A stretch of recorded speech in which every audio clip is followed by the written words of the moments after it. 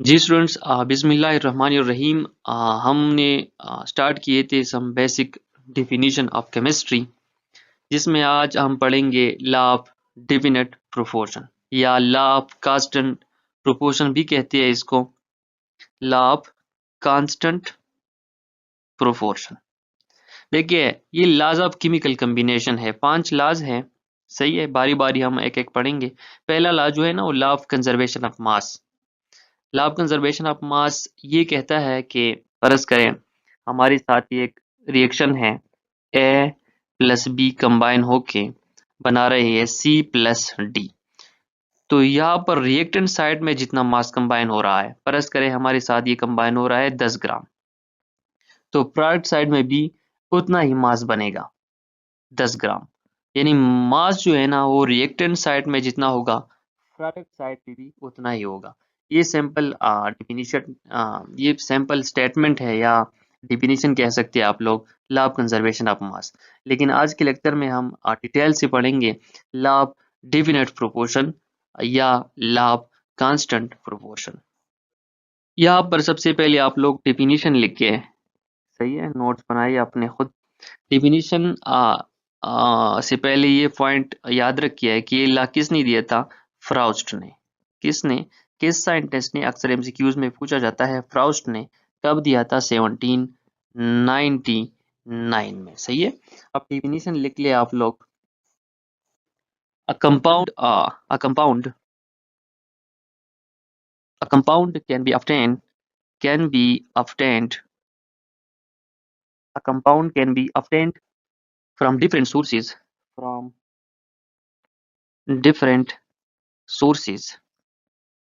A compound can be obtained from different sources, but but the ratio, but the ratio of each component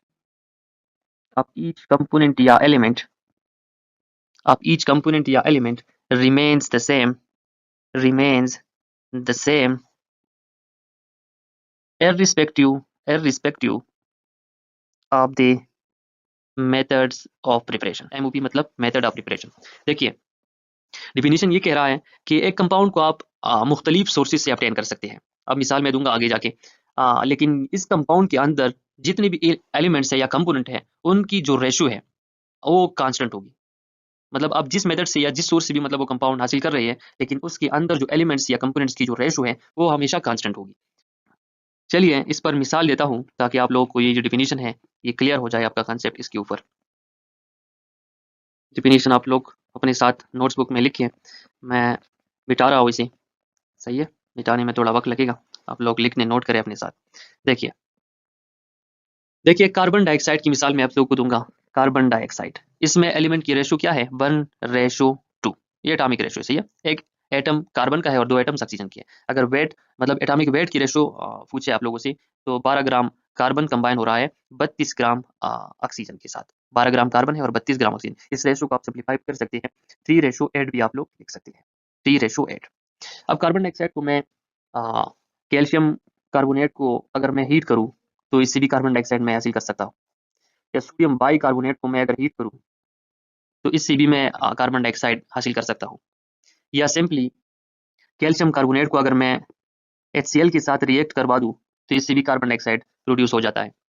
या simply अगर मैं carbon और oxygen को मिला दूं, तो इससे भी कार्बन डाइऑक्साइड बन सकता है। मतलब वेरियस वेज हो सकती है कार्बन डाइऑक्साइड ऑब्टेन करने के। लेकिन देखिए, सब में रेशो क्या है, कार्बन डाइऑक्साइड सब में यही रेशो है, 1:2 या 3:8 ग्राम। अगर एटॉमिक वेट के हिसाब से देखें तो 12:32 ग्राम, 12:32 ग्राम। मतलब सब में जो रेशो है ना वो एलिमेंट की, या आप लोग एक और टर्मिनोलॉजी यहाँ पर इस्तेमाल कर सकते हैं, percentage composition of element of each element. Percentage composition of each element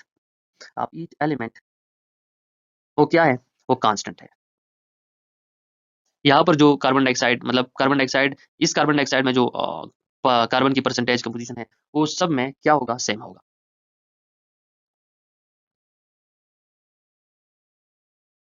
लेकिन इसके साथ साथ आप लोग एक और बात भी जहन में याद रखें कि ये ज़रूरी नहीं है कि मतलब ये जो एलिमेंट्स है सेम रेशो में आप कंबाइन करें तो एक ही तरह का कंपाउंड बनेगा। एक और फैक्टर्स पर भी ये डिपेंड करता है, और वो है एक्सपेरिमेंटल कंडीशन। फर्ज करें परस करें हमारे साथ कार्बन है, हाइड्रोजन है और ऑक्सीजन है, और ये कंबाइन हो रहे हैं 12:3:8 में, 12:3:8 में। तो इससे दो तरह के कंपाउंड्स बन सकते हैं, या तो ये बना सकते हैं इथाइल अल्कोहल C2H5OH, और या ये बना सकते हैं CH3OCH3 डाइमिथाइल ईथर। ये दोनों क्या है, फंक्शनल ग्रुप आइसोमर्स हैं। तो मतलब यहाँ पर ये आप इस रेशो में अगर कार्बन हाइड्रोजन ऑक्सीजन को कंबाइन करेंगे तो एक ही तरह का कंपाउंड नहीं बनेगा। इस यहाँ पर ये एक और बात आप लोगों ने नोट करनी है कि एक्सपेरिमेंटल कंडीशन भी आप लोगों ने सेटिस्फाई करनी होगी, मतलब बतानी होगी कि इस कंडीशन पे इथाइल अल्कोहल बनेगा इस रेशो में कंबाइन होने से, और इस कंडीशन पे डाइमिथाइल ईथर बनेगा। द एक और ड्रॉबैक इस लॉ की ये भी है कि ये नॉन स्टाइकोमेट्रिक कंपाउंड जो होते हैं उसमें एप्लीकेबल नहीं है।